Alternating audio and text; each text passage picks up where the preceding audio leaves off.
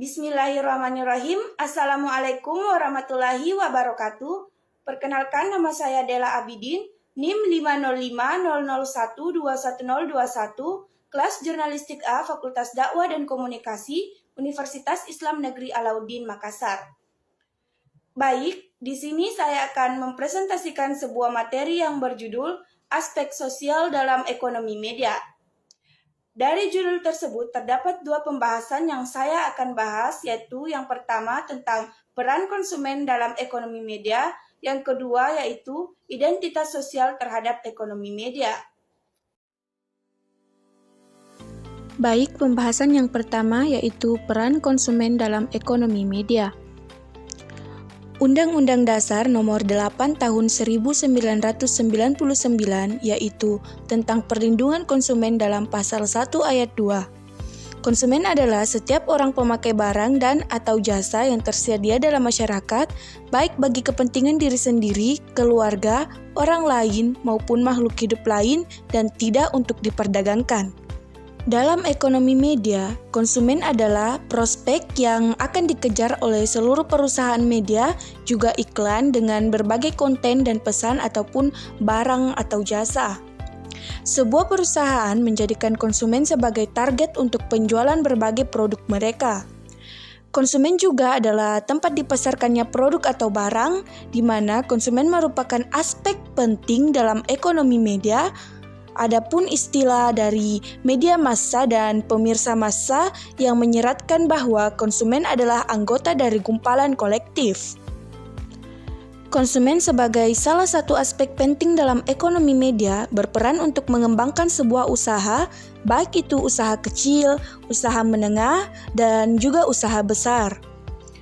Konsumen berperan sebagai pengguna dari barang atau jasa sebagai motivator dalam kegiatan perusahaan dan dapat menciptakan efek berantai atau multiplier effect dalam terbentuknya peningkatan penghasilan nasional suatu negara.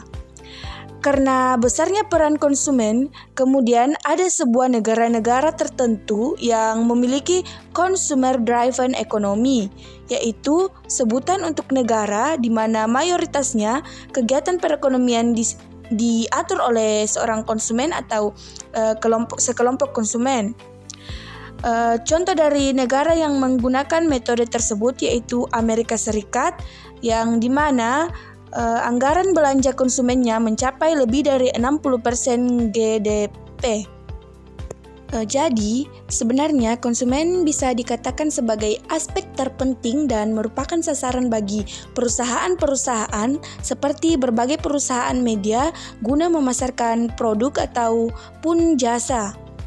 Tanpa konsumen, maka tidak akan berjalan suatu usaha meski usaha tersebut baik dalam bentuk produk ataupun jasa.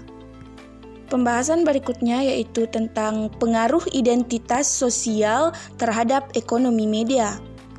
Identitas sosial didefinisikan sebagai pengetahuan individu di mana ia memiliki kelompok sosial tertentu bersama-sama dengan beberapa makna emosional dan nilai dari keanggotaan kelompok. Kelompok sosial juga diartikan sebagai dua atau lebih dari satu orang yang berbagai identifikasi sosial, baik itu umum maupun pribadi atau juga yang hampir sama, di mana mereka menganggap dirinya sebagai anggota dari kategori sosial yang sama. Identitas sosial juga bisa dikatakan sebagai atribut yang dimiliki oleh seseorang yang merupakan bagian dari kelompok sosial, kemudian digunakan untuk memperkenalkan adanya sebuah kelompok sosial dan untuk membedakan kelompok sosialnya dengan kelompok sosial lainnya. Adapun identitas sosial yang dapat dilihat dari implikasi budaya, perbedaan gender, siklus hidup, dan alokasi waktu, juga keuangan seorang konsumen atau beberapa kelompok konsumen. Implikasi budaya. Implikasi budaya terhadap ekonomi media, yaitu konsumen, merupakan kumpulan dari berdasarkan usia, jenis kelamin, etnis, bahasa, pendapatan, agama, dan karakteristik lainnya. Pengertian budaya dalam Kamus Besar Bahasa Indonesia yaitu budaya atau kultur dapat diartikan pikiran, akal budi, dan hasil. Sedangkan membudayakan berarti mengajarkan supaya mempunyai budaya, mendidik supaya berbudaya, membiasakan sesuatu yang baik sehingga berbudaya. Budaya itu sendiri adalah hasil dari pemikiran atau akal manusia. Berikutnya yaitu tentang gender. Gender terhadap ekonomi media di mana pria dan wanita berbeda dalam sifat juga situasi. Dalam hal tersebut dapat mempengaruhi ekonomi media.